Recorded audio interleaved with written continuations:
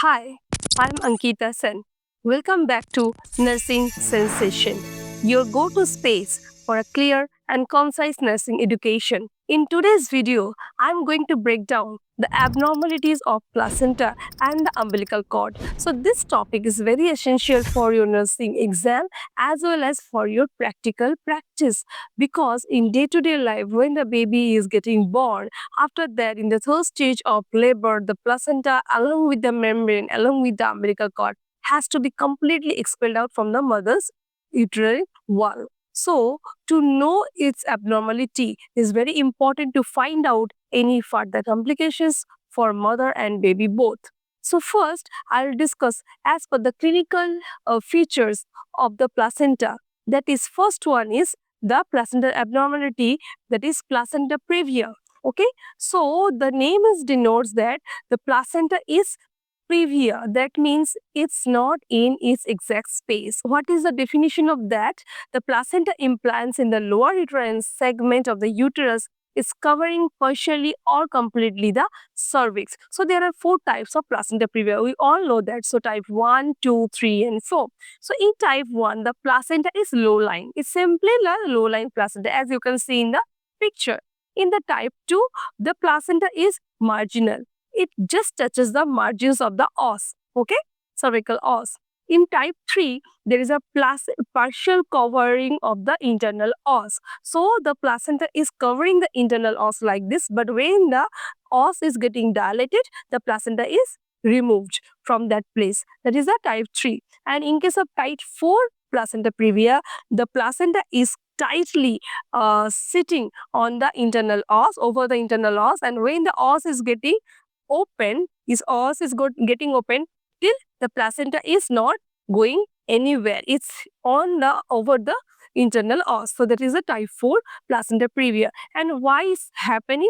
The risk factors are mainly multiple pregnancy, cesarean section, previous cesarean section, uterine abnormalities, smoking, etc. So in the clinical features, we can see there is a painless, bright vaginal bleeding. As because the bleeding is very fresh, so we can see the vaginal bleeding is bright red in color, and there should be a pain. There should be no pain, painless. Okay. That is mainly occur in the second and the third trimester. So uterus in this condition, you can palpate the uterus very soft and it is non-tender. So as per nursing care or midwifery care, what we can do? We can do minimal, not minimal, what we can do is that avoid vaginal examination. Per vaginal examination should not be done at all because that increases chance of bleeding in case of placenta previa, which is diagnosed or undiagnosed, whatever. Complete bed rest. How much bed rest the woman can take, it should be taken by the woman. Okay, monitoring the fetal heart rate is very important as because there is chance of bleeding and silent bleeding is there as because there is a paleness. So we don't know when the baby can be deteriorate in the womb. Okay, and if possible, if the mother crosses 37 weeks of gestation uneven fully except bleeding and all, then we can go for the cesarean section. So this is the nursing management or the midwifery care we can give. Now come to the abruptio placenta. So what do you mean by abruptio placenta? So placenta is getting abrupted before its actual time. Okay, so the premature separation of the normally implanted placenta before the birth. So we can you can understand what I have said. It's a normally implanted placenta. Okay, but before the birth, it's prematurely getting separated from the uterine wall. That's why it's known as a placenta abruption, okay, or abruptio placentae. There are two types of placenta abruption. First one is concealed and second one is revealed. In case of concealed, the blood are trapped. You can understand this is concealed when the placenta is detached from the uterine wall. So that is concealed blood are present in between, okay, and that time the blood are coming later on, okay, and revealed there is a visible vaginal bleeding we can see. Risk factors mainly the hypertension, okay, then trauma, smoking, multiparity, etc., etc. Clinical features here, the pain is very much, okay. In placenta previa, that is painless. The abruptio placentae, clinical symptoms is painful vaginal bleeding. Here you can see that sometimes a brown color of blood is coming, as because sometimes the bloods are concealed behind, okay, and it's coming later on. But the most important thing is that fetal distress or death, as because this is prematurely came out, and if it is not diagnosed very early, so the the circulation from the placenta to the baby is getting disrupted. So baby can be demised inside, fetal distress can happen, okay, and the uterus may feel rigid, okay, and tender uterus. So these are the clinical features of abruption of placenta. In case of this, continuous fetal monitoring by the CTG is very important.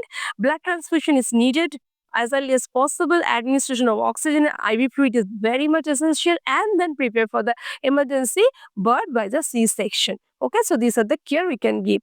Now come to the, as per the invasion of the placenta, so there are some abnormalities. So abnormal invasion of placenta tissue into the uterine wall is known as a placenta accreta septum. Okay, so in this case we know this as a PAS. So there are three types like accreta, increta, and parcreta. Okay, so as per the attachment in the uterine wall, abnormalities are getting divided. Like in case of accreta, it attaches to the myometrium. It's just attached to the myometrium. That is accreta. In case of increta, it invades the myometrium. Okay, it goes inside the myometrium. Okay, in case of parcreta, it penetrates through the uterine wall and surrounding organs like bladder and all. So it's invade the wall and it's go beyond the wall, and again it's attaches with the others organ in the peritoneum like the bladder and all. So this is the three types of abnormalities as per the invasion, that is accreta, increta, and parcreta. So what are the risk factors? Generally, previous cesarean section is the risk factor. Placenta previous uterus scarring is very, because the lining is very fragile, so invasion is abnormal. Okay, so complications, massive postpartum hemorrhage can happen, okay, as because the invasion is abnormal. So when it is come out, so there is chance of PPH is very high, and it sometimes has need for hysterectomy. So in case of management, we can go for cesarean section along with the hysterectomy as per the conditions of invasions. Blood transfusion may needed, and continuously monitoring of the vitals and the bleeding. Condition of the bleeding of the woman should be monitored. So this is the abnormality. Now come to the structural abnormality of placenta. The placenta is formed in a normal way, but if the formation of the structure is abnormal, that time there are some abnormalities we can find out. Okay, like first is Succenturiate placenta. What does it mean? I mean, like picture you can see, one or more accessories lobes are developed. We know the placenta is a single lobe, okay? But along with that single lobe, when one or more accessories lobes are developed and it connects with the main placenta by the blood vessels, it's known as a Succenturiate placenta.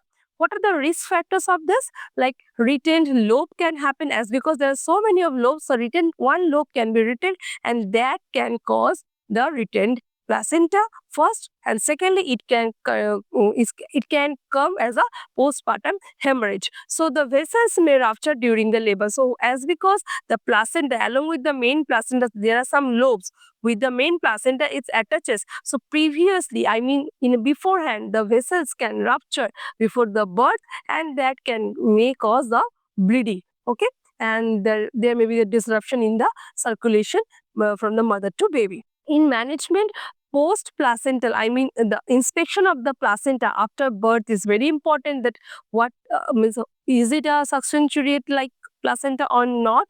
Okay, ultrasound follow-up we can do, something is written or not, and if retained, manual remover we can go through. Okay, so these are the things we can do. Now come to the circumvallate placenta. So by the name you can understand, there is a circumvallate placenta, means the placental margin is very thick and a ring-like structure is formed, which potentially leading to complications. So have you seen the egg pouch, how it's look like? The yolk is inside in the middle, and the surroundings in a white part, and the borders are like, edges are like it's something like up.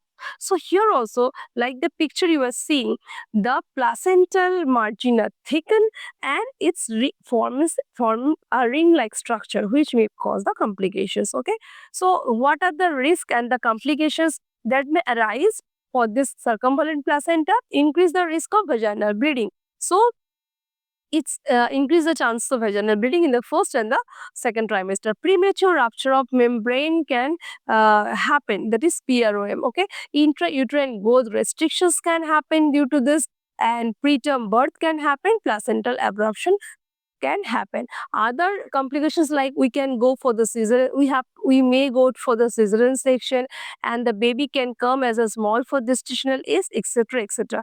And after the baby born, baby may need the care by the intensive care or supports to the intensive care. So these are the complications may arise. So we can what we can do as a management: continuous monitoring, ultrasound to assess the fetal growth, because the growth restrictions can happen in this. The amniotic fluid volume, because PROM can happen in this case. So we can go with the this type of management. Okay.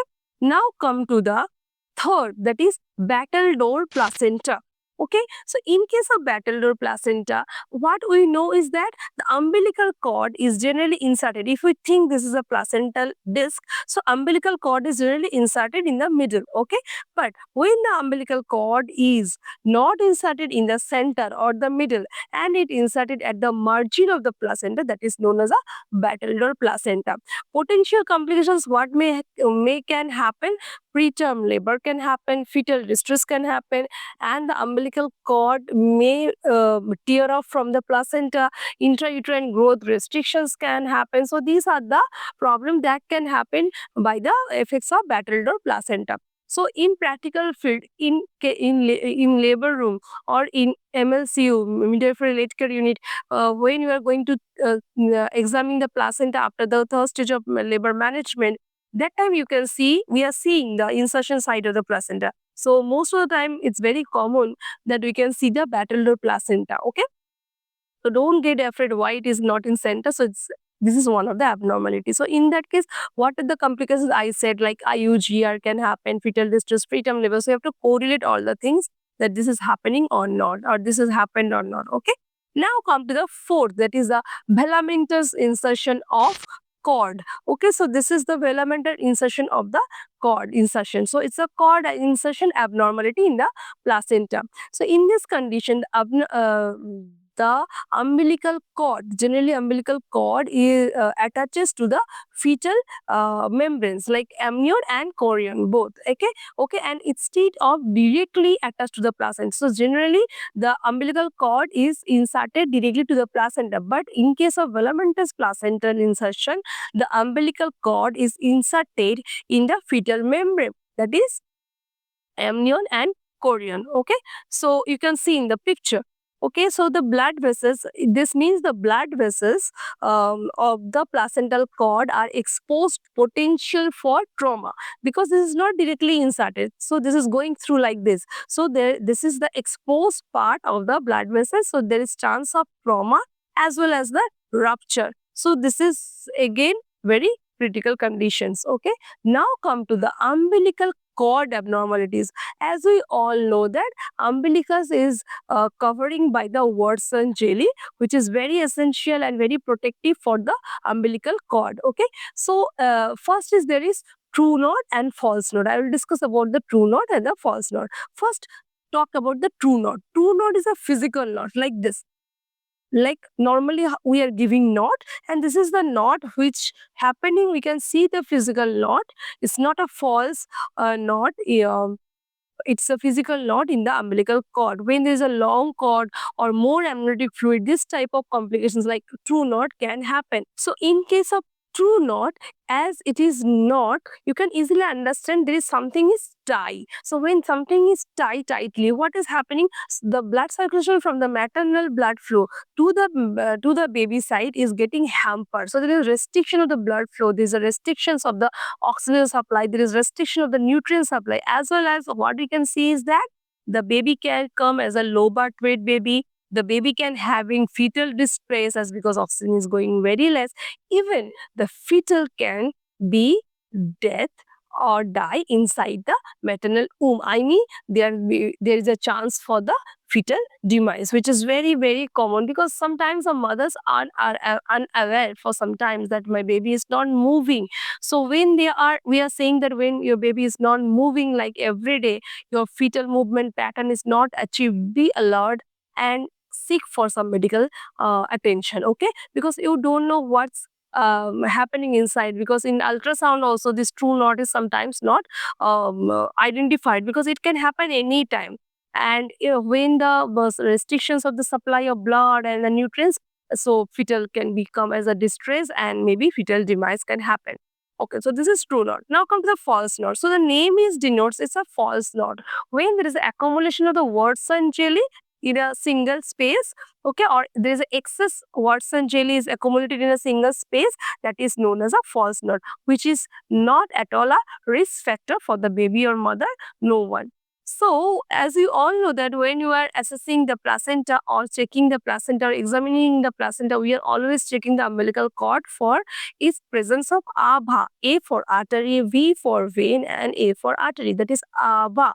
Okay, so there is 2 artery and 1 vein in the umbilical cord normally. But when there is a single umbilical artery, I mean 1 umbilical artery is present, so that is an abnormality. Okay, so in case of this, 1 umbilical artery is missing. So as a complications, what we can see, it can associate with some congenital anomaly for the newborn baby like renal disease or cardiac disease. Okay, and it may cause sometimes the growth restrictions as because one supply is totally off or cease or missing. Okay, so their chance of growth restrictions, even the baby can land up with the congenital problem of renal and the cardiac problems.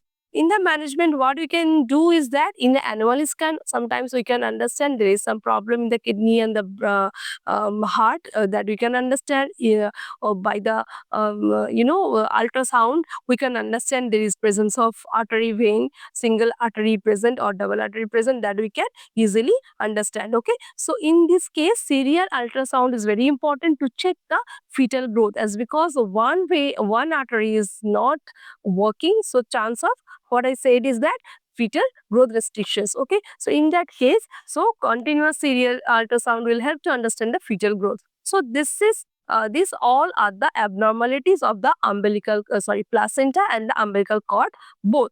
Okay, so for your exam, easy to remember, how you can remember very easily. So see this, okay, pasta nuts. So this is the tricks for your exam to remember easily the abnormalities of the placenta and the umbilical cord. Okay, it's fun but it's helpful. So what I said is that pasta nuts. P is for placenta previa. So it's P, previa. Pasta. A is for abruption. S is for Succenturiate. T is for true knot, and A is for Accreta. Okay, so this is pasta. Now come to the nut. N for knuckle cord. Knuckle cord, I mean the cord around the baby's neck, which is nowadays saying it's not abnormality. No need to clamp the umbilical cord before baby born, or no need to cut the umbilical cord, because if you cut, you are seizing the blood supply from mother to baby. When the baby's body is already inside, the head came or the head is coming, you just feel by your finger that there is a knuckle cord. Knuckle cord means cord around the baby's neck, fetus neck. So what you said that it's very tight and it's pulling the baby inside, baby is not able to come out. But it's not true. If you just clamp the cord around the neck and cut it, so you are seizing or you are totally stopping the circulation from the mother to baby. Now, if the baby is land up with shoulder dystocia, so you have already seizes the circulation by clamping or cutting the cord for the knuckle cord. Okay, so how the baby will survive without circulation? So please don't do that. In case of knuckle cord, when the baby is coming out, you can do with somersault method,